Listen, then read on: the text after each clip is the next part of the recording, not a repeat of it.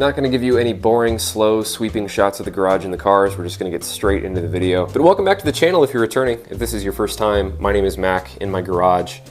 And in the last video on the channel, which has been over a month now, we were successful in restoring the factory hardboard headliner of Irene, this 1970 Plymouth custom Suburban station wagon. So thankful that the project got done in the way that it did. The culmination of 7 months of looking for parts and pieces is now something that is done and that I can look back at. Quick update though, just talking briefly about another side project that kind of popped up out of the blue. I was grabbing something out of the back seat. I had this rear driver's side window lowered, trying to roll it back up. It fell right off the track and down into the door. Had to take off the door panel. Once I got that off, I then found that the small nylon rivets that held the window in place had completely disintegrated, and now I'm waiting in the mail for those, as I am also going to be taking out the window track and the mechanism and cleaning that and re-greasing it, getting 55 years worth of dirt and dust out of there before I reassemble everything. But all that being said, today we've got just another small cosmetic focused project. So let's get into this. Roll the flashback from a moment in the last video when I found myself at the junkyard looking for a piece I was missing for the headliner and came across another Fury with the headrests. Still need headrests for my bench seat, and as far as I've seen, this is the correct headrest style, but I just haven't found any that are in good shape, so I'll definitely have to look for these in the future.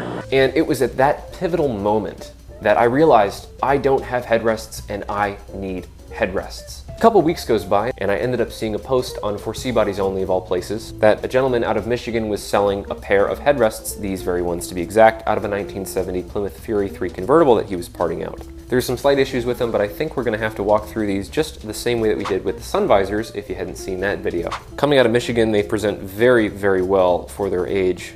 Picking one of them up, you can see that they have the kind of oblong side profile, faux stitch work that's on either side. That goes the outline and the curvature. Funny enough, they actually just disappear entirely before reaching the bottom plastic cover panel. Both of these have small single tears. I haven't been able to find any other rip, but there is one small rip in either one of these. Kind of in the top there towards the center, as you can see, a small little tear, and the other one has a tear off to the side. These are the only ones that I've been able to find looking at this entire thing thoroughly. And addressing those with some filler, these are very, very nice condition. But let's go ahead and get into the first step by taking off these plastic covers, seeing what we got underneath, and working with a magic eraser to clean the material.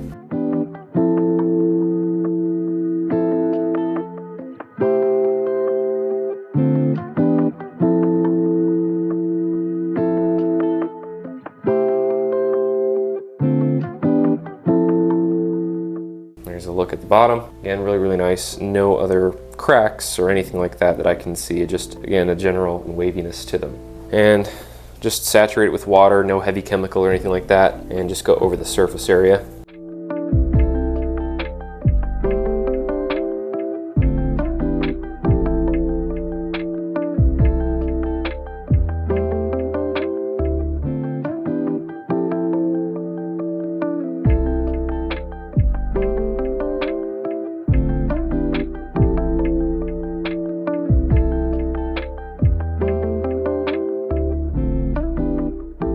Now, with both of the headrests cleaned, we're going to get out the leather and vinyl repair filler and be able to tackle those small cracks that need to be addressed.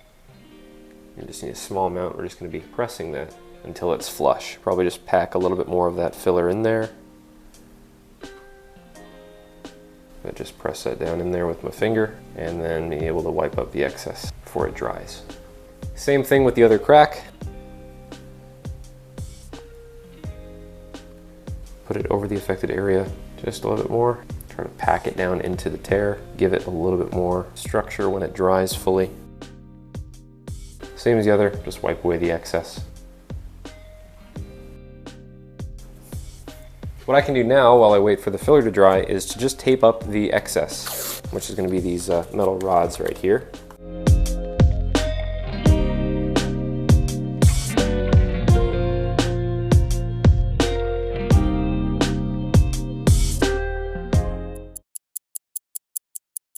So we've got the headrest set up on the patio, getting ready for paint and texture. It is 39853 SEM texture coating, and this works pretty well. You just want to make sure that closer you are with the nozzle to spraying the area, the thicker the grain-like material is going to be. So I just want to do a quick little spritz over those two areas where the tears are, holding it back a decent distance, and that way it keeps the grain small, so not to detract from the actual factory grain-like texture that's there.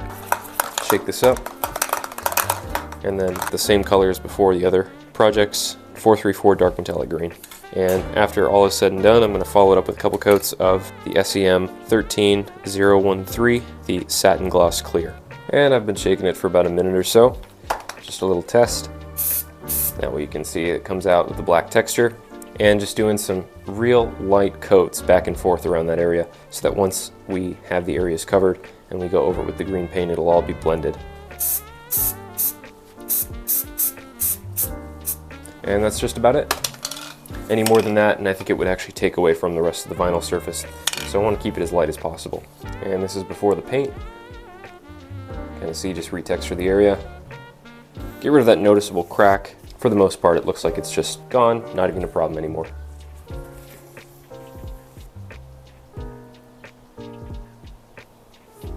Now on to paint.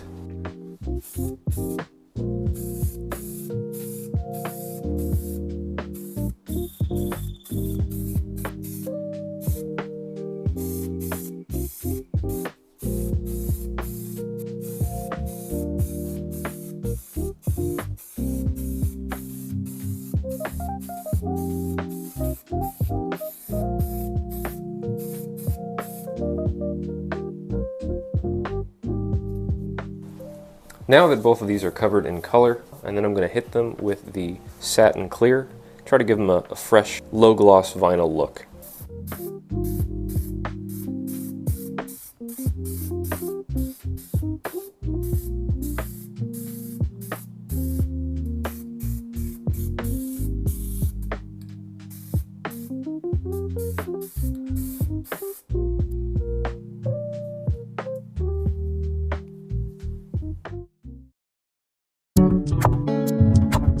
Back inside the garage, after finishing up on the patio, we can finally remove the tape that we've used to mask off the chrome rods.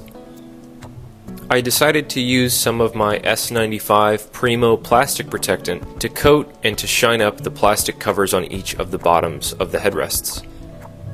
After doing so, then securing each of them with their 2 screws.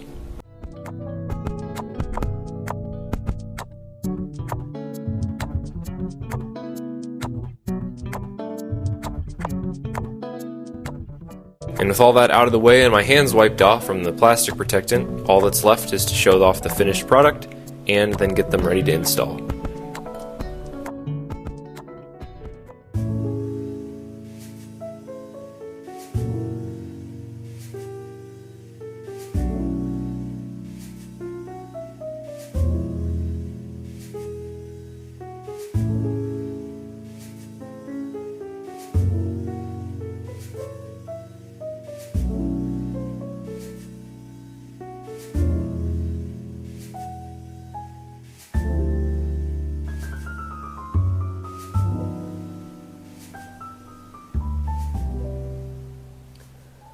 Well, I think that's gonna just about do it for this video. Thank you so much for watching if you made it this far. Hopefully after I get all of these clips oriented and edited in the computer, that it's not gonna be too long of a video for you. Now that the headrests are in place, we can put another piece back into the giant puzzle of getting this interior restored and finished. Leave a comment down below telling me what you enjoyed or disliked about the video, no matter the case. And please consider subscribing to the channel, as it greatly helps out, and I always enjoy putting these videos together. I'm looking forward to more future projects on this car, my truck, and any other vehicle that the future holds.